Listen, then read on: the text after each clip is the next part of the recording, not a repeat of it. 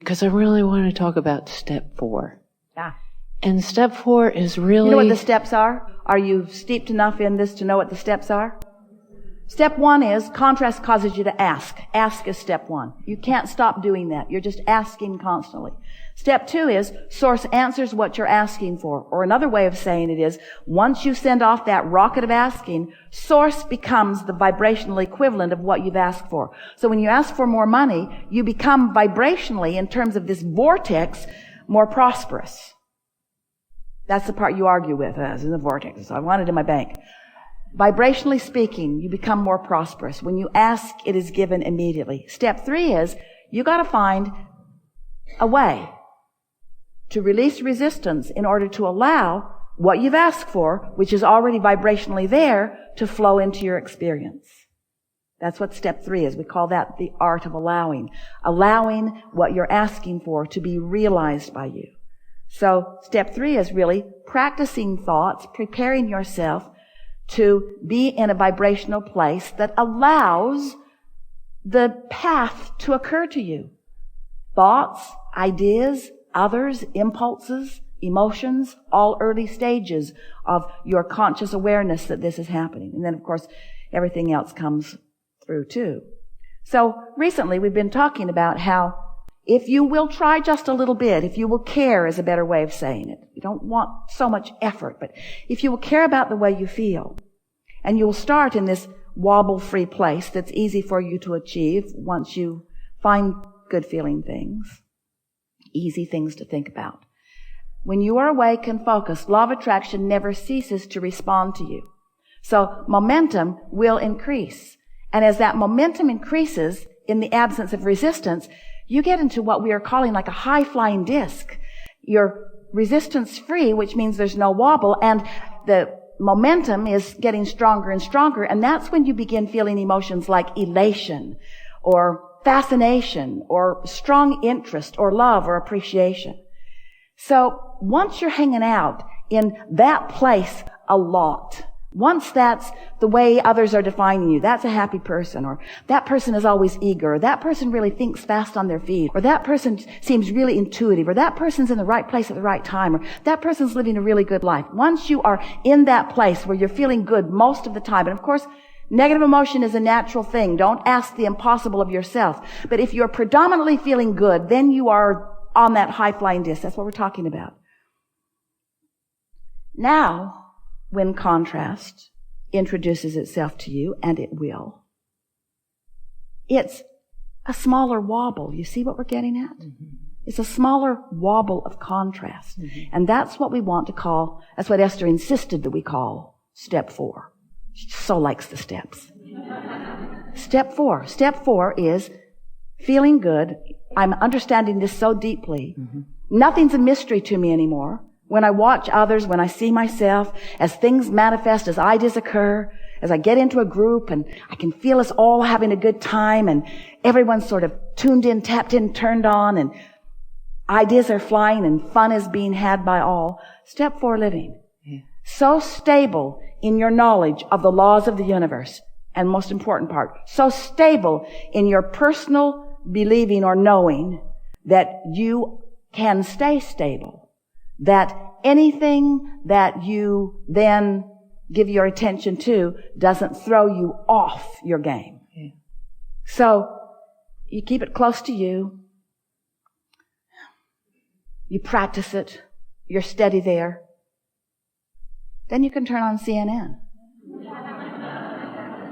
We don't recommend it. But you could. You could see what's going on in the world, and it wouldn't destroy your sense of well-being. You can put things into perspective and understand that well-being still abounds. You can acknowledge that everyone is the creator of their own reality, and you can revel in the fact that you know that and your eagerness for them to figure it out. You can revel in your understanding that you never get it done and that you can't get it wrong. You can't get it wrong because you can't get it done. So we don't have to worry about fixing things. We don't have to worry about air pollution and water. Well, let's just put it to you this way. When you are worrying, you're not doing any of these things that we've been talking about. Exactly. And so when you say, I don't have to worry, Esther said the other day in her most clever of moments, the only thing to fear is fear itself, and that's terrifying.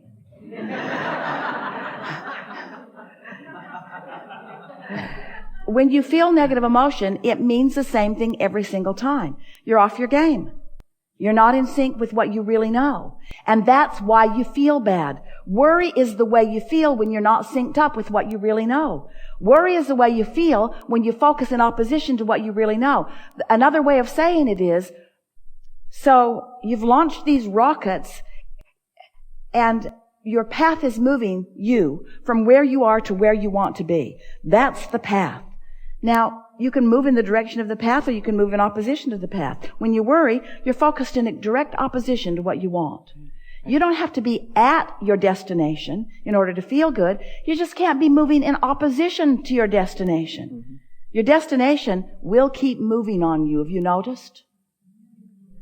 That's step 4 living. Mm-hmm. It keeps changing. So step 1 is some contrast. I don't like that. I know what I don't want. I know what I do want. Launching the rockets. Source is all lined up with it. You find vibrational alignment with feeling good because you're not trying to solve the problem. You're focused upon things that are already going well. Now solutions begin flowing to you. In fact, step 4 living is like this. Solutions come in such quick response to your awareness of the problem that you don't even get a fix on the problem before the solution is there. From your position, it looks like the problem and the solution appear to you simultaneously. Step 4 living. Don't you notice that all the time? Isn't that beginning to happen to you a lot? So then you say, but I'm a little bored because life is so good for me. I'm used to a little more drama. It's true. It's true. Drama causes me to focus. Esther says, I shine in a crisis. Give me a crisis so I can shine. It's true. You get to choose how much gap you have between where you are and what you want. You get to choose what your threshold of discomfort is. Some of you like a little discomfort in order to prove your worthiness. Well, I have to share. All right. Some of you want no discomfort. Some of you are so solid in your expectation that you are loved and that wonderful things should flow to you, that you no longer need to mess up your own trail just to prove your own worthiness. And in time, you'll be at that place where you'll understand that there's no virtue in a hard ride. There's no upside to feeling down. Ever. Mm-hmm, mm-hmm. I have to share one story. Because I had neighbors. I live in an apartment, and the neighbors next door, we share the common wall. They're a young couple, and they were really sweet and really nice.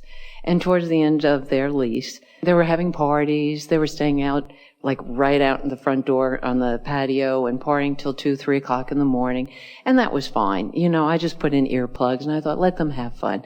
And I thought, and I listen to you every morning, and I watch YouTube. I'm always plugged into you. And I thought, well, I don't know if they're Abraham followers, but I think at least they're getting it through. They may not realize it, but it's getting through the walls. I want to say to you, none of you are Abraham followers. You are Abraham leaders. Leaders, okay. Because it is your question that calls us to where you are. And so you're leading this game. Yeah. And it's just true. As you knew and you we would. are such creators. It's just so amazing. And it proved it today. Because I said, you know, I would really love to have a neighbor that is closer to my age. Female would be nice. If we could be friends, that would be great. Somebody that was quiet and respectful. And sure enough, that's what I got. And I thought, well, this is really cool. But we never really see each other. Because, you know, that's just the way life is. If you're not coming and going at the same time, you go in, you close your door, you live your life. You're really not aware of neighbors around you much anymore. Well, I'm sitting in here, a couple of rows back, and I see this woman come walking across the room and sit down. And it's like, son of a... And I got up and I walked around and I sat right in front of her and I said, do you know me? She didn't even recognize me. And she's like, well, I said, I'm your neighbor. We share a wall.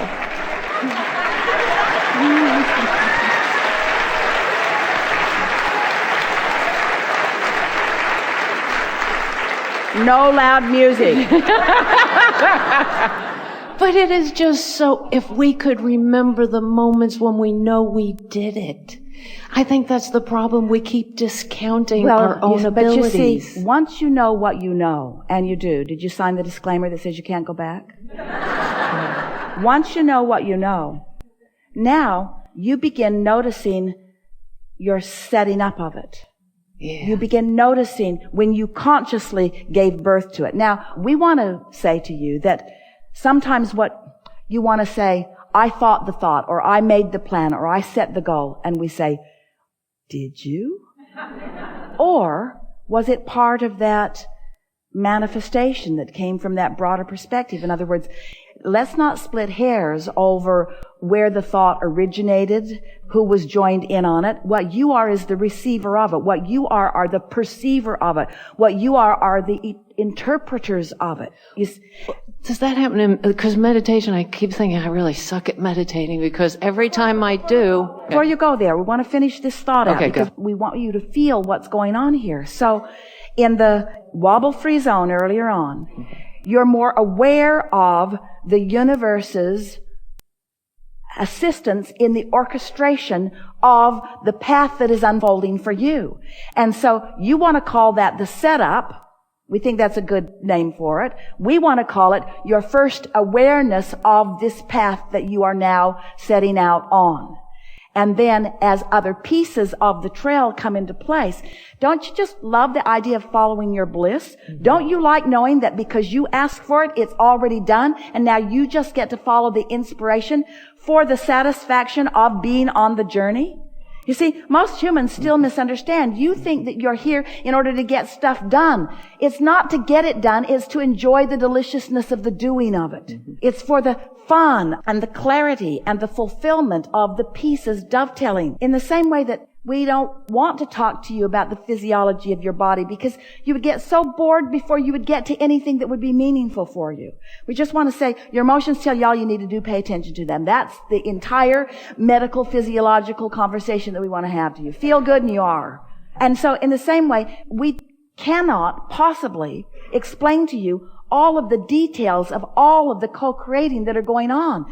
We want to say to you that infinite intelligence is infinite and really, really good and on your team. So when life has caused you to identify that you want something, all resources move toward the fulfillment of that for you, for you, for you, for us, for you, for all of us, because there isn't anything that you ask for that doesn't take everything forward. You're the leading edge of all of it. Do you understand that? So when life causes you to become more, even if you haven't become more all the way, you've just become more with the request, Source gives undivided attention to the request, and all resources, the energy that creates worlds, moves in the direction of the fulfillment of that. And in your wobble-free zone, you pick up on it. You feel the setup. You feel the impulse. You follow that impulse and that impulse. And you begin watching things unfold for you. Every place you go, there's a parking place waiting for you right up front. Every place you go, there's someone there to greet you with something important for you to receive. Every single interaction of your life has the potential of revealing to you yet another way to know that you are on your path. There's no reason for you to ever be off your path if you care about the way you feel and you've practiced feeling good enough to know that you're on your path. But sometimes people haven't practiced feeling good. They don't know they're on their path. They feel bad. They can't tell if they're on their path, if they're not on their path. And now they're trying to control conditions and circumstances and others in order to make themselves feel good. That's hard. That's really a hard way to go about it, you see. Inspired living. Watching for the setup, being aware of it, and then seeing where it leads. Acknowledging it. All through the day. Oh, that was really good. Oh, that was really good. Oh, that was really, really, really, really good. That's really good. It's really good. Oh, that was good too. That was really good. That was really good. That was really good. And taking credit for your responsiveness, for your awareness, for your perception, for your perspective, for your being. So, aren't you lovely? You're willing to bang around. You'll bang around in bigger contrast and you'll launch rockets. And Source is then on it. The question is, how long are you going to bang around in the contrast and how soon are you going to get on the path that Source has already plotted for you? And how well are you going to stay on the path? How well are you going to understand the path? How pleasurable is the path going to be is really the question. And the answer to that is, what's my filter? What's my limit? How bad am I willing to feel before I'll meditate again?